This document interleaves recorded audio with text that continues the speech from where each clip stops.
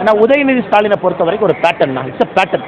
மைண்டில் வந்து ஒரு பேட்டர்ன். ஒரு அரசியல்வாதி பார்த்தீங்கன்னா ஒரு விஷயத்தை ரிப்பீட் பண்ணிக்கிட்டே இருப்பாங்க. சனாதன தர்மத்தை பற்றி நான் தப்பாக பேசலை, சரியாக தான் சொன்னேன்னு சொன்னாரா?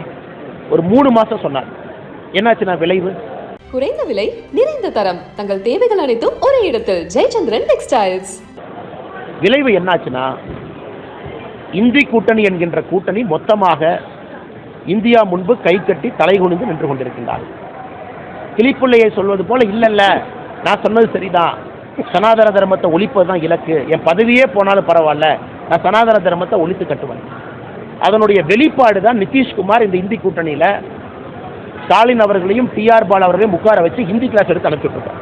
2 பேரும் ஹிந்தி படிச்சுட்டு வாங்கடான். ஏதோ ரகுதாத்தான்லாம் சொல்கிறாங்க, எனக்கு ஹிந்தி அந்தளவுக்கு தெரியாது. ரகுதாத்தான் இன்டர்நெட்லாம் வருது. அந்தளவுக்கு மோசமாக 2 பேர் போய் உட்காந்து கிளாஸ் டீச்சர் மாதிரி நிதிஷ்குமார் பாடம் எடுத்து அனுப்பிச்சிருக்காங்க. ஏன்னா நிதிஷ்குமார் ஐடியா பண்ணிட்டார், இப்படி திட்டினாச்சும் இவங்களை வெளியே அனுப்பிடலாம்.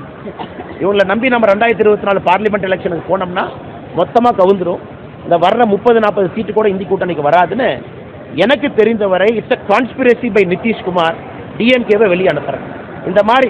ஆனால் டிஎம்கே எப்படின்னா, எவ்வளோ அவமானப்படுத்தினாலும் நாங்கள் போக மாட்டோம், பஸ்ஸில் ஏறி உட்காந்துட்டோம், சீட்டை பிடிச்சிட்டோம், நீங்கள் என்ன தான் பண்ணாலும் 2024 இந்தி கூட்டணி வரைக்கும் நாங்கள் ஒட்டிக்குப்போம் அப்படிங்கிற மாதிரி இருக்காங்க. ஏன்னா ஹிந்தியை வைத்து அரசியல் பேசியவர்கள் இன்னைக்கு நிதிஷ்குமார் அவர்கள் ஹிந்தி கிளாஸ் எடுத்து வாயை திறக்காமல் 2 பேர் உட்காந்துருக்காங்க, ஸ்டாலின் அவர்களும் டிஆர் பாலு அவர்கள். இன்னைக்கு அடுத்து உதயநிதி ஸ்டாலின் எங்கே கொண்டு நிறுத்த போகிறாருன்னா, அப்பன் வீட்டு சொத்துன்னு நான் சொன்னது கரெக்டு தான், அதை நான் மாற்ற போகிறது இல்லை. இது பேட்டர்ன் அவருக்கு. அடுத்த 3 மாதம் கழிச்சு இதனுடைய விளைவை பார்ப்பீங்க.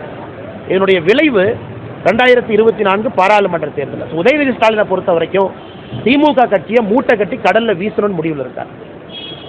இது எப்படின்னா, இந்த வடிவேல் காமெடி வரும், ஒரு ஒரு ஒரு ஒரு கிளாக் உடஞ்சி போயிடும், ஒரு பெரிய பெரிய கடிகாரம். என்னடா உடச்சிட்டிங்களாம் பாருங்க, அண்ணே 400 வருஷம் அப்போ கடிகாரம் அண்ணே. உடனே வடிவேல் சொல்லுவோம், அப்பா நான் கூட புதுசுன்னு நினச்சேன் அப்படின்னு. அந்த மாதிரி திமுக என்கின்ற 1949 ஆரம்பிக்கப்பட்ட கட்சியை மொத்தமாக உதயநிதி ஸ்டாலின் அதை உடைத்து சுக்குநூறாக பீஸாக ஆக்கி இவர் கடலில் எரிவதற்காக வந்திருக்கார், வடிவேல் காமெடி போல. அதனால் அவர் தொடர்ந்து சொல்லட்டும். அவர் சொல்வது தமிழக மக்களுக்கு நல்லது. ஏன்னா திமுகங்கிற தீய சக்தியை அற்புதப்படுத்துவதற்கு நமக்கு இது ஒரு வாய்ப்பு. மத்திய அரசு நிலைப்பாடை பொறுத்த வரைக்கும் 4 சாதிகள் தானே இந்தியாவில் இருக்கு. 4 காஸ்ட், 4 சாதி தான் நாங்கள் நம்புகிறோம். பெண்கள் சாதி, ஏழைகள் சாதி, இளைஞர்கள் சாதி, விவசாயிகள் சாதி. இந்த 4 சாதிகளுக்கு வேலை பார்க்குறோம். 4 சாதிகளுக்கு வேலை பார்க்குறோம். அதான் எங்களுடைய அதான் எங்களுடைய இலக்குன. அது பிரைம் மினிஸ்டர் பல இடத்துல சொல்றார். we believe in 4 castes: caste of women, caste of youth, caste of farmers, caste of poor.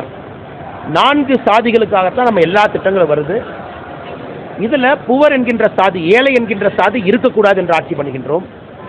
அவர்கள் எல்லாம் முன்னேற்றி மேலே கொண்டு போயிடணும், அப்பர் மிடில் கிளாஸுக்கு கொண்டு போயிடணும். மிச்சம் 3 சாதிகள் வாழ்க்கையிலே வளமாக இருக்க வேண்டும் என்பதற்காகத்தான் எங்களுடைய ஆட்சி.